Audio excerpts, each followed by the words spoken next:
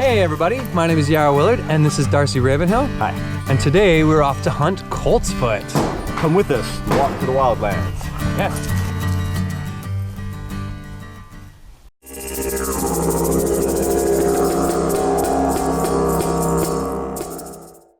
So today we're off to hunt the Western Coltsfoot. Now this is a little different from the European Coltsfoot. Although they can be used interchangeably, this one is a totally different Latin name. It's Petasites frigidus, maybe because it's frigid. Now as you can see, these are just past the flowering stage. We're in the Asteracea family, which is the family that has dandelion. And as you can see some similarities in there, maybe we'll make a little wish.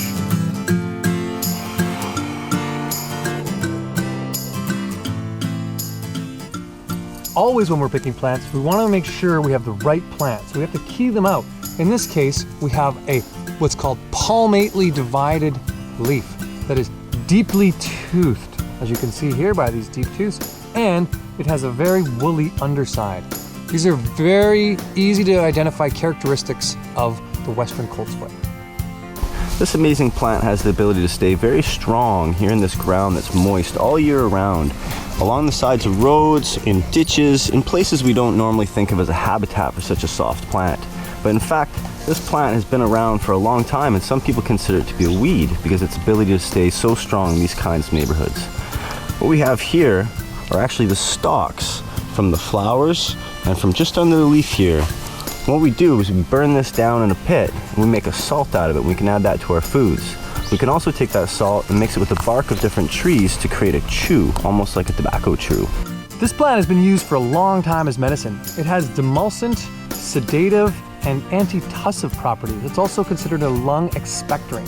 Now some of these are herbal nerdy words we could break down, like tuss, for example, really means to cough. So antitussive is anti-cough. Expectorant is to expel and expectorate mucus and phlegm out of the body. Now it has a lot of mucilaginous compounds, which is why it's called demulcent, which is really to soothe and to be softening to the tissues. So say we have some kind of deep bronchial thing, it's going to soothe the inflammation. It's got slightly anti-inflammatory properties in there with some of the mucilaginous compounds. So lots of great medicine in these leaves. And it's used very much for those kinds of conditions where we have that lung, cough, bronchial, kind of asthma, even tuberculosis, and any of these kind of deep lung congestion. But because it's relaxing and sedative on the system, it helps to just calm down that, especially irritated cough, that kind of non-productive cough. So if somebody has a really deep congestion, this right here can help to add to any sort of relief by its antispasmodic and nervine properties. With this amazing plant, it is very high in polysaccharides but very low in essential oils. So that way we can boil it down and not worry about losing any of the medicinal factors that we would have found otherwise with it fresh. One of these benefits of boiling it down is we can create a syrup by adding a bit of honey, and that way it's more medicinally accepting for, let's say, young children or elderly who don't like the bitter compounds. If we're to make a lung syrup with this, it's a great way to store it for the winter months when we might get those deep lung congestion and issues that way. Another great way to use this medicine is to make it as a tincture. In this case, we want to do what's called a 1 to 5, and we let that macerate for 2 weeks, pour it off, turn to put it into little bottles, and we're going to take 20 to 30 drops of that 2 to 3 times a day during the period of a cold, or if we have asthma or any of these kind of deep lung bronchial conditions. Though, to be careful with this plant, it's not a true tonic plant, which means we can't be taking it for a really long period of time. We need to take it in small intervals, maybe a week to 2 weeks at a time. In this case, the reason being is that it has some liver potentiating alkaloids that can be toxic, and we just don't want to take a lot of that. Those are mostly found in the stems, though small amounts of them are in the leaf, so be careful, yet enjoy its soothing and healing properties. Although it is easy to harvest these leaves, it's nice to have the proper tool. So in this case, I have my Cumberland Orc Steel. Now this is made by our friend Max, who makes awesome wildcrafting bush knives. In this case, we have a little hook here, and it helps to grab right around these leaves and just hook them off. Nice to have a knife with a hook. Or if you're trying to collect the root, which is also used as medicine, we have another special tool called the Hori Hori. Now this is a herbalist's special weapon where we can use a serrated edge, but also find out how deep we go and not disturb the rest of the soil by having just a small blade. With a root like this, we're going to dig it up very softly and gently because it's a rhizome, so it's very close to the surface. We don't want to accidentally hack it down. So we're going to dig in here, being real careful, making sure that we don't cut any other roots connecting. see how the root goes right down along here? This is all connected to the other plants. So as we go, we can kind of dig along, really gently tease this root out of the ground.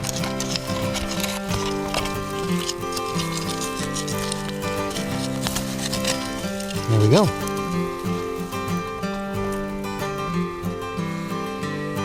Wow, that is a really nice fragrance, Pretty amazing. Yeah. Now we know there's some medicine in that. So we can mash it up and make it into a poultice. Best to do this with 2 rocks really easily in the forest. In fact, let's see if we can use this as medicine right now. Darcy, do you have a bruise? No. Oh, well. Oh! Now you do. Now we'll see if this works. So we could take a poultice, mashed up roots, and put it on. Now the nice thing about leaves like this, and these big long stems, is we can usually take leaves and turn them into Band-Aids. You can take that, wrap it on to hold this in place. And then we might take another longer piece of grass or another piece of stem and wrap it around. There you go, Darcy. Better than new. Thanks, Yarrow. No problem, buddy. That's what we call good herbalism. As you can see, these flowers are just about past their prime. They bloom first thing in the spring and they come out like giant swamp monsters out of the field. And it's a really great doctrine of signature for how they work as a flower essence. Flower essences are something similar to how the Bach flower remedies are made. They hold the emotional aspects of the plants and how they show up in the world. So this one in particular is for people who are afraid to engage fully in life.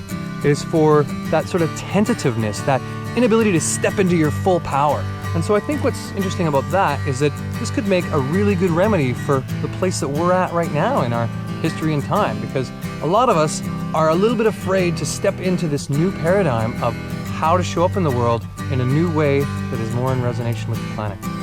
So the flower essence of this plant could be good for people who are exhausted or afraid of the evolutionary pathway that we're taking on this planet. As we move forward, we need a little more strength and energy to move into the new paradigm and make this a flourishing, healthy, harmonious, and happy planet.